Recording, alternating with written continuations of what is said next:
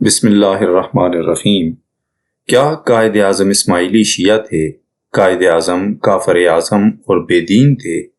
قائد اعظم کو نماز تک پڑھنی نہیں آتی تھی۔ جب مولانا شوکت علی نے قائد اعظم سے پوچھا کہ آپ شیعہ ہیں تو قائد اعظم نے کیا جواب دیا؟ قائد اعظم فاسق و فاجر تھے۔ قائد اعظم پر کیے گئے اعتراضات کی حقیقت کیا ہے؟ قائد اعظم محمد علی جناح کافر، مغربی تہذیب کے دل دادا، اسلام سے بے بہرا اور انگریز کے پٹھو تھے۔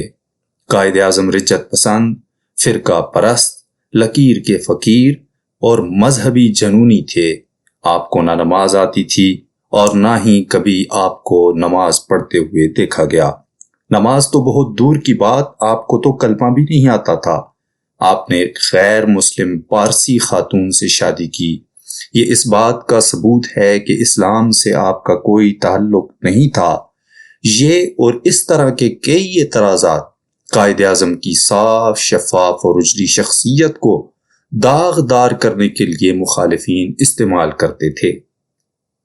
مسلمانوں کو قائد اعظم سے متنفر کرنے کے لیے قائد پر سب سے خطرناک الزام جو لگایا گیا وہ یہ تھا کہ آپ شیعہ مسلک سے تعلق رکھتے تھے۔ اگر انصاف کی نظر سے دیکھا جائے اور مخالفین کے اس اعتراض کو درست تسلیم کر لیا جائے تو پھر تاریخ میں ایسے شواہد ہونے چاہیے جس سے بطور دلیل یہ معلوم ہو کہ قائد اعظم شیعہ تھے۔ عملی طور پر ایسی کوئی مثال ہونی چاہیے کہ قائد اعظم کو شیعہ ثابت کیا جا سکے۔ مثلا کبھی قائد شیعہ کے اجتماع میں شریک ہوئے ہوں یا شیعہ طریقہ کے مطابق نماز ادا کی ہو۔ ہمیں قائد اعظم رحمت اللہ علیہ کی زندگی میں کوئی ایسی مثال نہیں ملتی کہ آپ علیہ الرحمہ نے کوئی نماز بھی شیعہ حضرات کے طریقہ کے مطابق ادا کی ہو۔ اگر ایسی کوئی نماز پڑھتے تو اس وقت اس کا ضرور چرچا ہوتا، بلکہ ان کے کئی سیاسی مخالفین آسمان سر پر اٹھا لیتے۔ اب اگر تعصب کی عینک اتار کر بانی پاکستان قائد اعظم محمد علی جناح علیہ الرحمہ کو ان کی اپنی عبادت کے آئینے میں دیکھا جائے تو وہ صرف سنی حنفی مسلمان نظر آتے ہیں، اور ان کی تمام نمازیں جن کے پڑھنے کا تاریخ میں ثبوت ملتا ہے وہ سنی طریقہ کے مطابق ہی ادا کی گئیں۔ اس طرح کی کئی مثالیں ہیں۔ ان میں سے ایک واقعہ جس سے قائد اعظم کے اعلیٰ ظرف ہونے کا ثبوت بھی ملتا ہے اور اہل سنت والجماعت کے مطابق نماز ادا کرنے کا ثبوت بھی ملتا ہے، وہ کچھ یوں ہے کہ مورخ پاکستان محمد صادق قصوری اپنی کتاب اکابر تحریک پاکستان میں مولانا ظہور الحسن صدیقی علیہ الرحمہ جو کہ اہل سنت والجماعت کے معروف عالم دین ہیں، ان کے تذکرہ میں لکھتے ہیں کہ قائد اعظم کراچی میں قیام کے دوران ہمیشہ ان کی ابتدا میں نماز ادا کیا کرتے تھے۔ قیام پاکستان کے بعد حسب دستور قائد اعظم نے آپ سے عید کے اوقات منگوائے۔ یہ وہ زمانہ تھا کہ کراچی میں نماز عید کا مرکزی اجتماع صرف عیدگاہ میدان بند روڈ پر ہوتا تھا اور نماز عید آپ ہی پڑھاتے تھے، اور یہاں علماء و مشائخ اور حفاظ کا اچھا خاصا اجتماع ہوتا تھا۔ مگر قائد اعظم مقررہ وقت پر عیدگاہ نہ پہنچے۔ مولانا ظہور الحسن صدیقی نے وقت کی پابندی کے ساتھ تقریر ختم کی اور نماز عید پڑھانے کے لیے مصلی پر بیٹھ گئے۔ نوابزادہ لیاقت علی خان، سردار عبدالرب نشتر، محمد ایوب کھوڑو اور دیگر سیاسی اکابرین نے قائد اعظم کی آمد تک نماز میں تعطل اور تاخیر کے لیے کہا اور قائد اعظم کے آنے تک انتظار کرنے کے لیے کہا، تو مولانا نے گرج کر فرمایا، میں ان علماء کرام اور حفاظ اعظام کے علم کا احترام کروں یا جناح صاحب کا؟ میں نے جناح صاحب کو اوقات سے مطلع کر دیا تھا، میں اپنے وقت کا پابند ہوں، اور دوسرے یہ کہ میں جناح صاحب کو ہی نماز پڑھانے نہیں آیا بلکہ خدائے عظیم جل جلالہ کی نماز پڑھانے آیا ہوں۔ یہ کہہ کر صفوں کو درست کروا کر تکبیر فرما دی۔ نماز عید کے بعد اقام عید پر ایک جامع خطبہ ارشاد فرمایا۔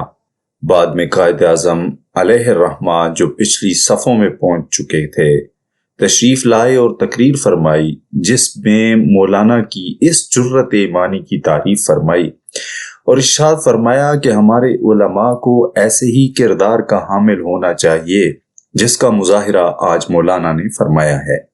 قیام پاکستان کے بعد مولانا شاہ احمد نورانی صدیقی رحمۃ اللہ علیہ کے والد مولانا عبدالعلیم صدیقی علیہ الرحمہ جب پاکستان آئے تو پہلی نماز عید مرکزی عیدگاہ گراؤنڈ میں پڑھائی۔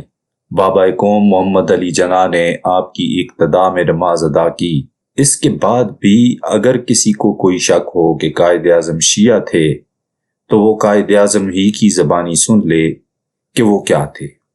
منشی عبد الرحمن اپنی کتاب قائد اعظم کا مذہب و عقیدہ میں لکھتے ہیں کہ ایک دفعہ مسٹر جناح، مولانا شوکت علی اور دوسرے چند اکابرین کا اجتماع تھا۔ گفتگو چل رہی تھی۔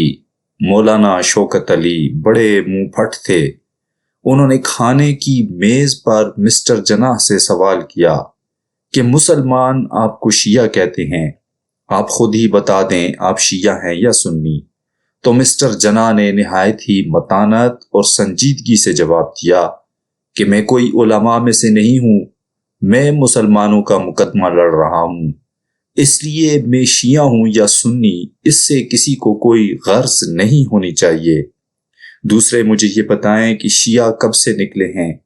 پیغمبر اسلام حضرت علی رضی اللہ تعالیٰ عنہ امام حسین علیہ السلام میں سے کسی نے شیعہ مذہب نہیں بنایا اور نہ ظاہر کیا، لہٰذا یاد رکھ لیں کہ میں صرف اور صرف مسلمان ہوں، یہ فرقہ بعد کی پیداوار ہے۔ ان ناقابل تردید حقائق و شواہد کے باوجود بھی قائد اعظم محمد علی جناح کو اسماعیلی شیعہ کہنا، آغا خانی بتانا یا کسی قسم کا شیعہ ظاہر کرنا یقیناً اس صدی کا سب سے بڑا جھوٹ ہے۔ لہذا قرین قیاس بات وہ ہے جو عقیل عباس جعفری نے کہی ہے، اور خود بیرسٹر جناح کی زندگی بھی اس بات کی شہادت دیتی ہے کہ وہ صرف مسلمان تھے اور کسی محدود مسلک سے اپنے آپ کو وابستہ کرنے پر آمادہ نہ تھے۔ امید ہے کہ میری یہ باتیں باطل کے تمتماتے چہرے پر زناٹے دار تھپڑ ہوگی۔ اب بھی اگر کوئی نہ سمجھے تو اس کے لیے دعا ہی کی جا سکتی ہے۔ قائد اعظم سے محبت کرنے والے کمنٹ میں قائد اعظم زندہ باد، پاکستان زندہ باد ضرور لکھ کر قائد سے محبت کا ثبوت دیں۔